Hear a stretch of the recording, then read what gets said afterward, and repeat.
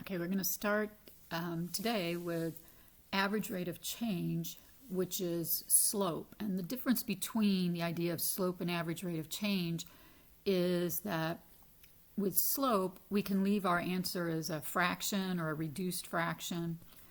But with average rate of change, we usually don't leave it as a fraction. We do the division and then write it as a decimal if needed. And the reason for that is when we talk about average rate of change, it's usually per 1 unit. So for example, if you think of, you're driving 60 miles per hour, that means for every 1 hour you've gone 60 miles. We don't say that you were traveling 120 miles per 2 hours. You don't get pulled over by the officer saying, well, you were going 120 miles per 2 hours in a 45 mile per hour speed zone or, school zone.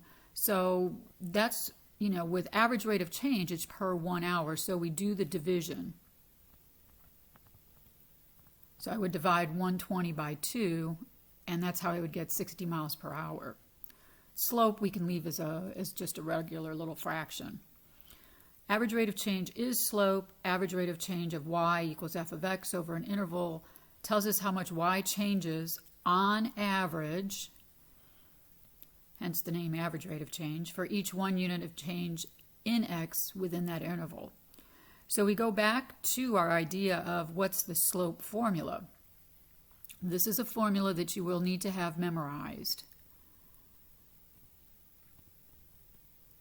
All right, its average rate of change is the change in y's over the change in x's.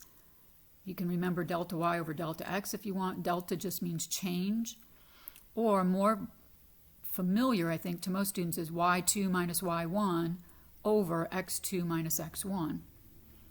The units of average rate of change are the units that are on the y value over the units on the x. When you're asked what is the average rate of change, you do have to put on a unit label. These next 3 dots I'll let you read through. We'll go through it here in a little bit more detail on the next page, but slope that contains 2 points that's going uphill from left to right is a positive slope. A slope that goes downhill or decreases is a negative slope. And if it's a horizontal line, or for example, if here's my axes and I draw in a line this way that flat lines, this has a slope of 0. It doesn't go uphill or downhill. Example 13, we're going to pick out 2 points and then find the average rate of change, or when you see average rate of change, just go ahead and write in slope because that's the formula you're using, between those 2 years, 2007 to 2020, and then round to 1 decimal place. So when you're doing this, you're going to find 2 points in the information given. In this problem, and just about in any general problem, the x value, because points are given as x, y coordinates, the x is almost always some sort of time value. So like years, minutes, days, seconds. In ours, it's going to be years because we start out in 2007, and then we put in the corresponding yards that he rushed for in 2007. So 1341. And then the next set of data contains a year and the yards, so 2020 and 604 yards. So it's years versus yards. Years versus yards. So when I go to compute the average rate of change, and I'm just going to abbreviate AROC, average rate of change, is y2, so call one point x1, y1, the other point x2, y2. And it doesn't matter which one you call the first point or the second point, it all comes out the same. You just have to keep it consistent. The 1's go together, the 2's go together. So I'm going to start out with, and then go back up to my formula, y sub 2 minus y sub 1 over x sub 2 minus x sub 1. All right, so for this problem, you're going to want your calculator, so go ahead and get that out. And you're going to, I would encourage you to kind of do it like what I'm doing here. I'm going to subtract the numerator, write that number down,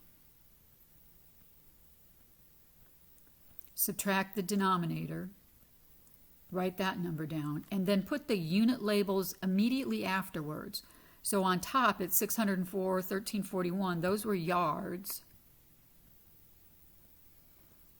And on the bottom were years. So to finish this out, I'm going to take negative 737, which I already have on my calculator, and just hit divided by 13. And I get negative 56.6923, but they want me to round it to 1 decimal place. So I've got to look at 2 decimal places to determine what happens to the 1 decimal place. So it's 0.69. The 9 is bigger than 5, so I round the 6 up. So this is negative 56.7, and then the unit label is yards per year. So it sounds a little better to say yards per year than years per yard. You know, he did so many years per yard, that sounds weird, but yards per year sounds a little bit better. In the interpretation, all right, of what this rate of change means, we don't write down the average rate of change was and then write the number down. That is not what we're looking for. The interpretation is this, and we had talked about it earlier. This is on average. So if you're asked what's the average rate of change, I'm looking for, did you start out with on average? Because maybe he lost 56.7 yards one year, but another year he lost 60 yards, and in another year he lost 54.2 yards. He may not have lost exactly 56.7 yards each of those years within that time frame.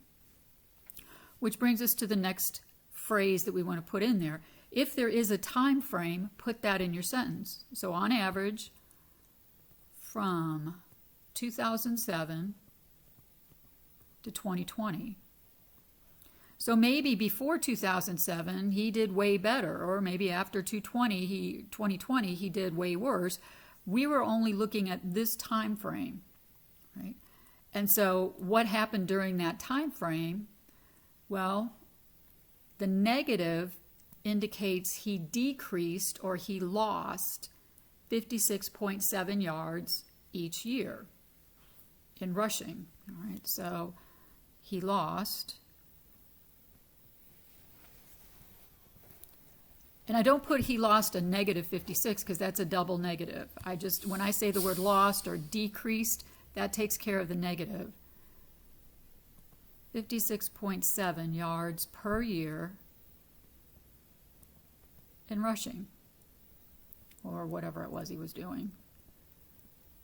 This part's not so much important, but what's important is on average, if there's a year span, tell me what that is.